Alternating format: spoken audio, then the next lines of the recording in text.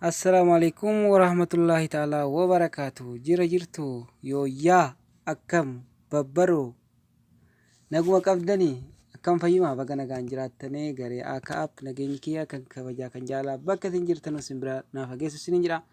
Har'allee deebineetiin dhufneetiin jirra har'ammoo wantiin qabadhee isiniif dhiyaadhe jechuudha. Fakkeenyaaf fuula jawaalaa kanarra jechuudha beeksisa adda addaa osoo fedha keessaniin addatti dhufu jechuudha.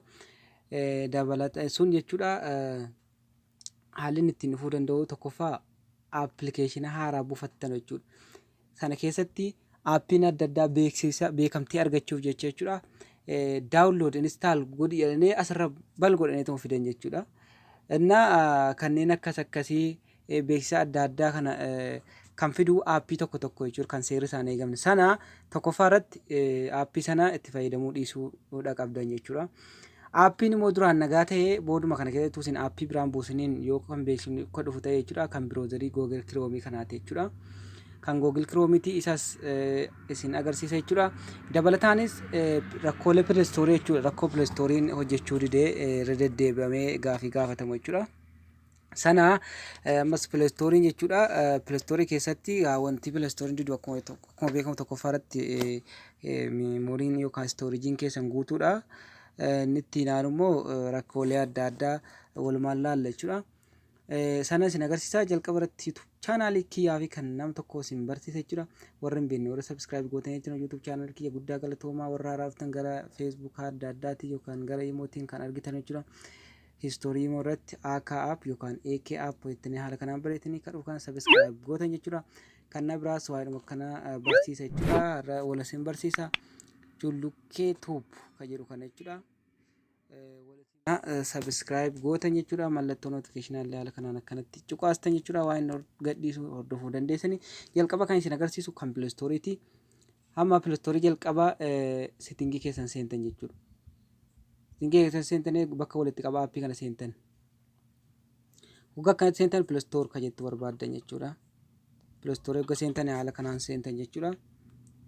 Wagga seentanii kunoo haala kanatti isinii baasaa storage kan jedhu kana seentan jechuudha.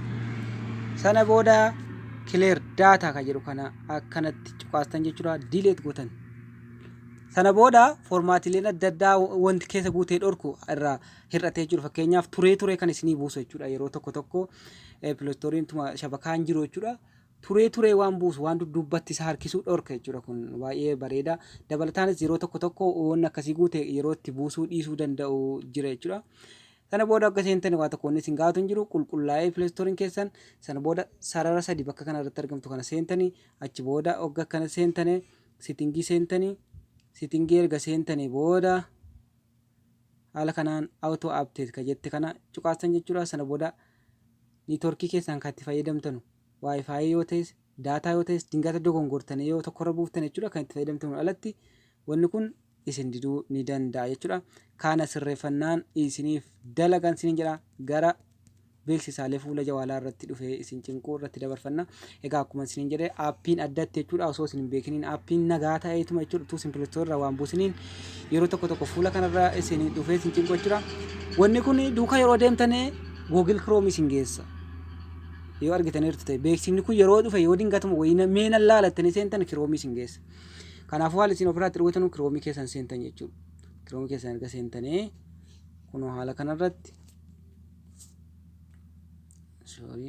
waa buusaa asitti dhaabee kunoo haala kanaan akkanatti hogga seentanii tuqaa sadi kana jirti jechuudha. Tuqaa sadi kana tuxxan kunoo bakka kanarratti tuqaa sadi hogga tuxxane history kan jettu kana barbaaddan ishee akkanatti tuxxan jechuudha.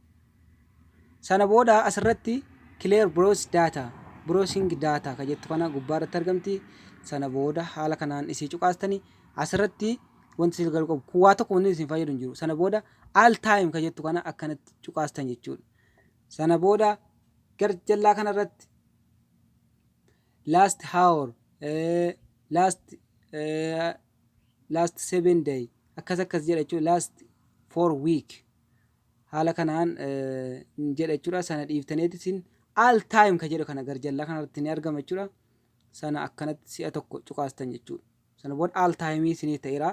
Sana booda clear data kan jettu kana gara jallaatti ni argamti. Clear data gootan jechuudha. Haala kanaan clear data hunda isaa jechuudha.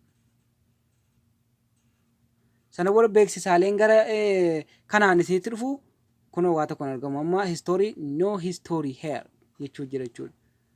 Waa tokko hin jiru argamu jechuudha kana keessatti.